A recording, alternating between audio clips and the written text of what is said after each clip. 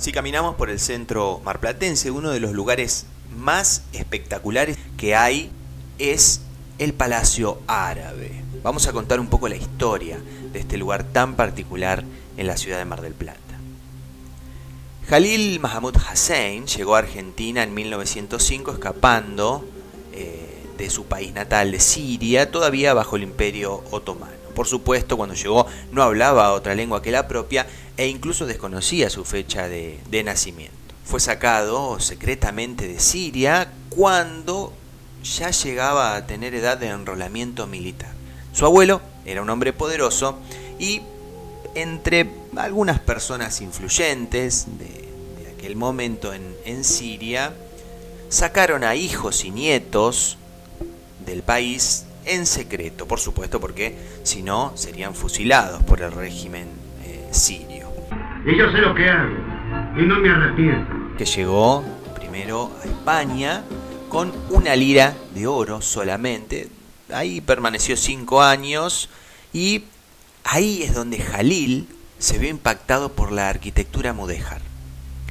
¿De dónde viene el término mudéjar? Bueno, cuando los reinos cristianos avanzaban y conquistaban los territorios de lo que se llamó Al-Andalus, Andalucía por supuesto, que en ese momento era la España musulmana, la arquitectura por supuesto estaba influenciada con tantos años de asentamiento musulmán. Por supuesto, estamos hablando de esta arquitectura mudéjar, que en árabe significa al que se le permitió quedarse. Hermoso término y mucho que decir, ¿no?, de lo que estaba sucediendo allí. Por supuesto que el arte mudéjar se caracteriza por utilizar elementos del arte musulmán.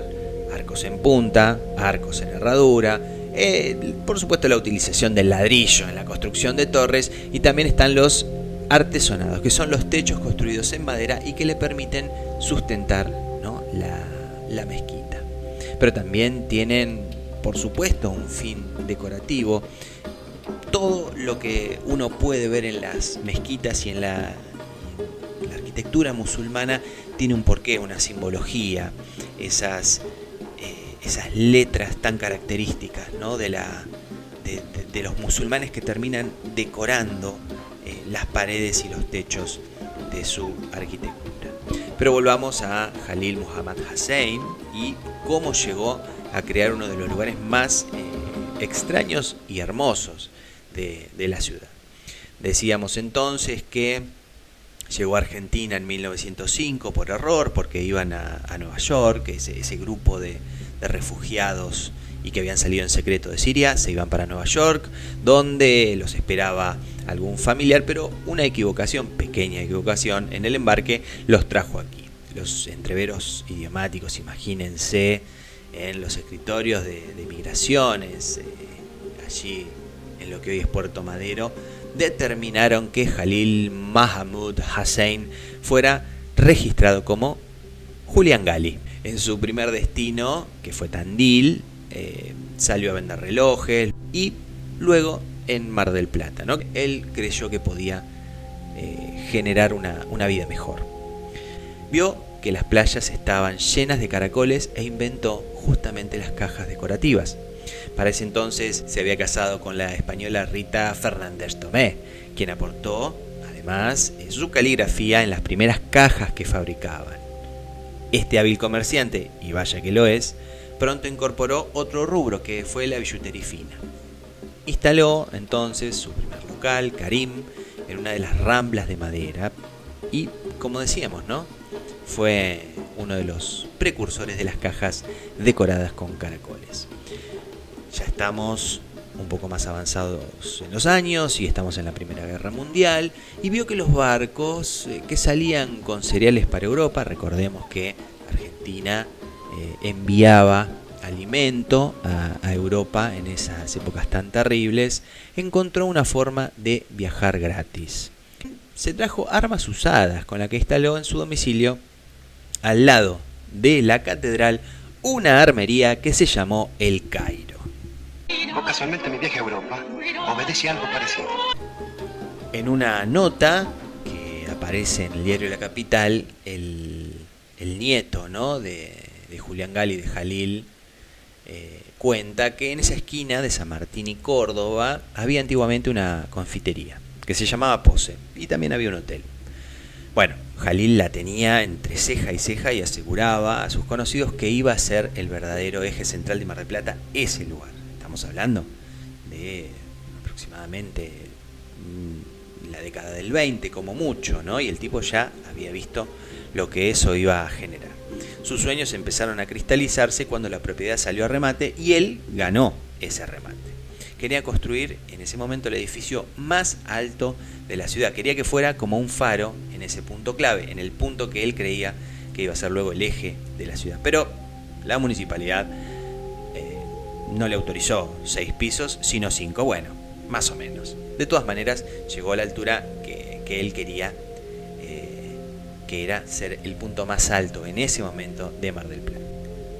Y es ahí donde dijo: vamos a lanzarnos a construir un edificio con sus recuerdos del arte mudéjar, de aquellos años donde él era un jovencito, temeroso, en España, y veía esa arquitectura tan pero tan increíble.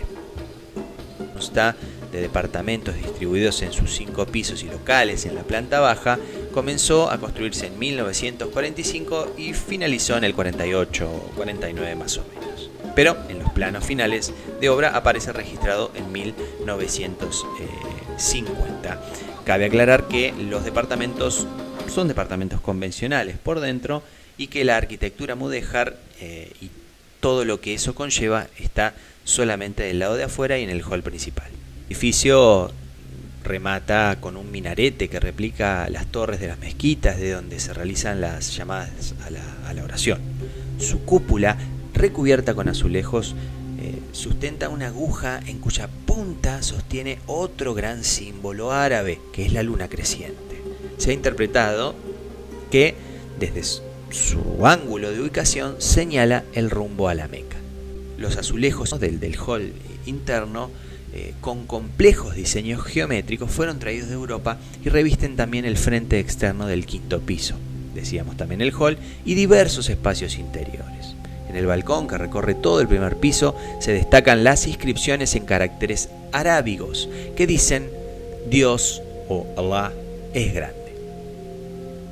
No menos complejas, no menos hermosas, diría yo, son las molduras del frente y los balcones. Entre ellas observamos otro símbolo adoptado y extendido por la cultura árabe, la estrella de 8 puntas. En armonía se distribuyen ventanas rectangulares y otras con arcos de herradura, típicas del estilo que recrea el palacio árabe. Estos balcones de los que hablábamos, que circundan el primer y 5º piso, soportan cada uno 5 pilares sobre San Martín y 5 sobre Córdoba. 5 pilares del Islam. El Centro Libanés y la colectividad árabe de Mar del Plata colocaron en 1965 una placa en homenaje al inspirador y artífice de este legado, que es la expresión de la arquitectura árabe en su mayor esplendor. Deben tener un valor excepcional. Allí vivió también, por supuesto, Julián Jalil, en el piso superior, ¿no? En lo que ocupaba todo el piso superior, y debemos decir que falleció en 1967. Dice el nieto de Julián, el señor Yamil Hussein, que su abuelo recordaba que su cumpleaños era el día de su llegada a la Argentina, o él decía eso por lo menos, y calculó que fue un 17 de agosto porque recordaba que los árboles ya estaban floreciendo y que había banderas en las calles. Entonces, él dice que sospecha que tomó una fecha patria, ¿no?, cercana a la primavera. Su apego a Mar del Plata era muy fuerte y amaba a Argentina. La historia se ramifica en otra, ya que varias personas llegaron al país junto a él y también se radicaron en Mar del Plata. Es posible, dice el nieto, que mi abuela formara parte de aquel grupo que salió de España, pero esa parte de la historia se ha perdido. Aquella lira de oro que tenía Julián o Jalil nunca fue gastada, siempre estuvo con él. Hoy en día oficia de talismán a su descendencia, no solo para hacer negocios, sino también para guiarlos en este camino de la vida. Tal vez todavía esté el espíritu del señor Hussein en el edificio, uno de los edificios más hermosos de la ciudad de Mar del Plata, que está declarado de interés patrimonial por la ordenanza 10.075.